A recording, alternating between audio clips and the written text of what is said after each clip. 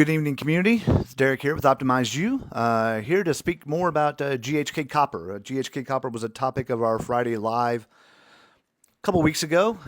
It's the one where Andy and Jessica are there together, if you look on our YouTube page. But GHK Copper is becoming more and more popular. Lots of people are talking about it. You're seeing it in all of your Facebook and Instagram ads. It's a fairly simple peptide. Doesn't have a whole lot of negative effects per se, but we're going to cover those. But as many people are starting to find out, we're hoping that the point of this series kind of proves is that not all supplements are made the same, and a lot of times if you're looking for it to do something that it's not really meant to do, then you could be just wasting your money, and we don't want that. So, what is GHK Copper? GHK Copper, the GHK stands for glycine, histidine, and lysine. And lysine, I don't know where they got K and lysine together, but that's what they planned on doing. And then Cu is the chemical on the elemental periodic table is the symbol for a copper. Peptide occurs everywhere in the body. It's naturally found there in the plasma, saliva, and urine, and its levels decrease with age. So again, like NAD on our last video that we did, our last Sunday sit down, the idea is that if we add these things, that there's some sort of anti-aging magic that comes along with it. The reduction in that has been attributed or contributed to slower healing, decreased skin elasticity, and less efficient repair processes. So we all know as we age, our skin starts to sag.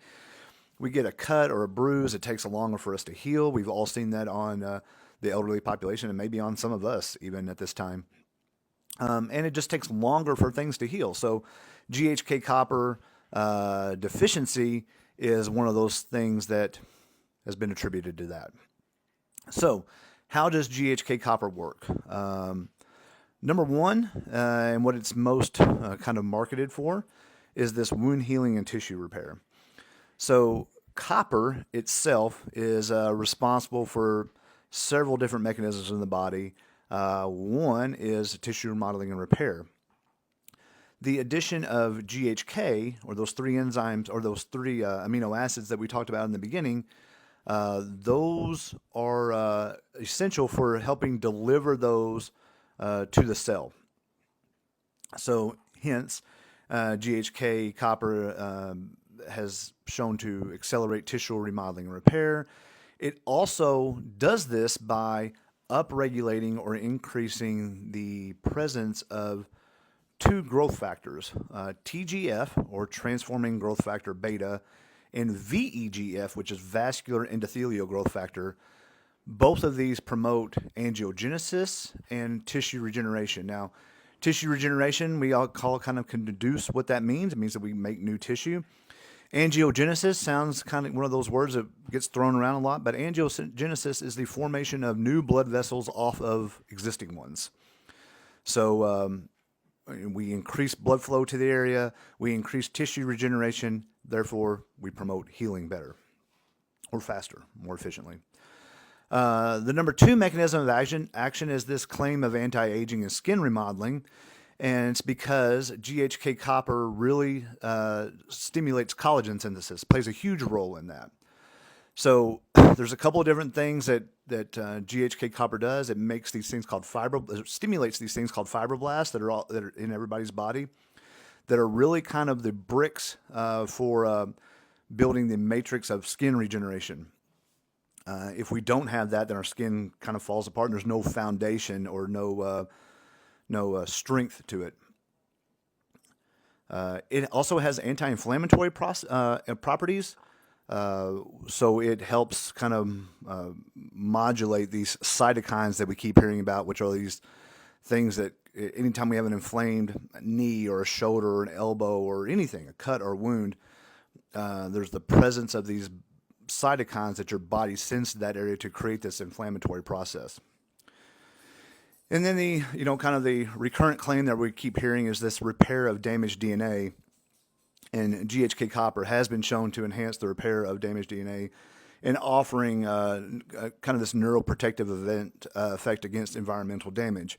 So that's those are kind of generic claims, but what that means in a nutshell is that your body is exposed to all of these things through life. We can all see if we're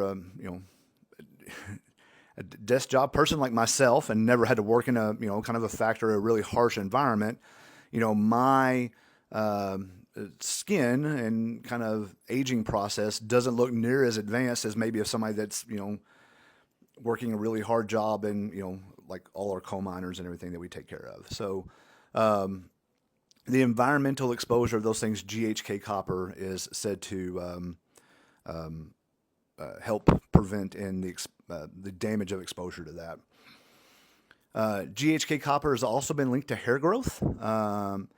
It prolongs the growth phase of the hair cycle, so it reduces the miniaturization of the follicle that's caused by inflammation and hormone imbalances. So GHK copper, says to help promote hair growth. And then it's this recurrent claim of antioxidant properties where it reduces oxidative stress by neutralizing free radicals and boosting the activity of these enzymes that kind of sweep those free radicals away. So you'll hear that as a recurrent claim too in a lot of these peptides. One of the bigger things, though, that GHK copper was, and if you search GHK copper, which I did this afternoon in researching this sit-down, is that you're going to find these on, if you go to Amazon and you type in GHK-Cu, you're going to get a ton of supplements and a ton of lotions and creams and salves that are for skincare. It is the new thing that is found in skincare. I know that's what Jessica and Andy hit on. That is found in these anti-aging creams and serums and even wound healing ointments. And it has shown benefits in wrinkle reduction, scar fading, and improving skin elasticity. It's again been found in treatment for hair regrowth and kind of hair loss treatments for alopecia and thinning hair, and it encourages these thicker, healthier hair follicles. Post-surgical recovery helps with scar tissue or scar formation, helps promote tissue repair. And some of the potential future uses of GHK copper that have been starting to get studied is that there may actually be a protective quality of from the neurons from degeneration that may offer some potential benefits in neurodegenerative conditions such as Alzheimer's. So who doesn't want that, right? In a nutshell, GHK copper is relatively safe. Again, it's found in your body. There's not a whole lot of risk of, using too much of it, like some of the peptides that we have. It has an incredibly low risk or low side effect profile. It's generally well tolerated.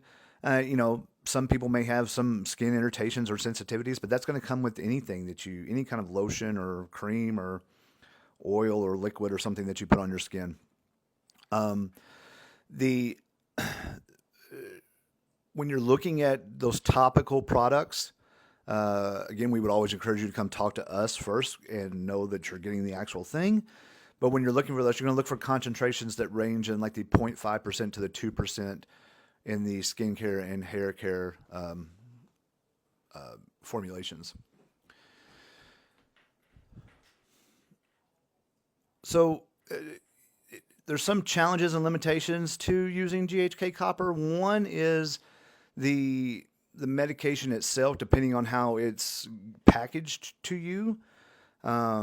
It can be sensitive to light and heat, so proper storage is helpful. Again, that's where people like us come in, where we can kind of advise you on how to do that. Sometimes it can be quite expensive, and I was looking at some of the prices on Amazon today. You can, spend, $20, $30 on a very small amount of it to up to a couple of $100 for a kind of a jar of some salve. So cost of it, it can be expensive, but you want to make sure that you're getting high purity stuff, because otherwise you're kind of putting your faith in something that's probably not legit. And then lastly, again, I love these things. I have used personally oral GHK copper. Um, I've used injectable GHK copper. I do notice some skin elasticity improvements, just personally and subjective. But there is limited long term data with this. So while everything kind of looks promising and more research is needed, long term safety and efficacy for all of these applications is relatively not known. So again, just like NAD, GHK copper is available out there in all kinds of forms and all kinds of different websites.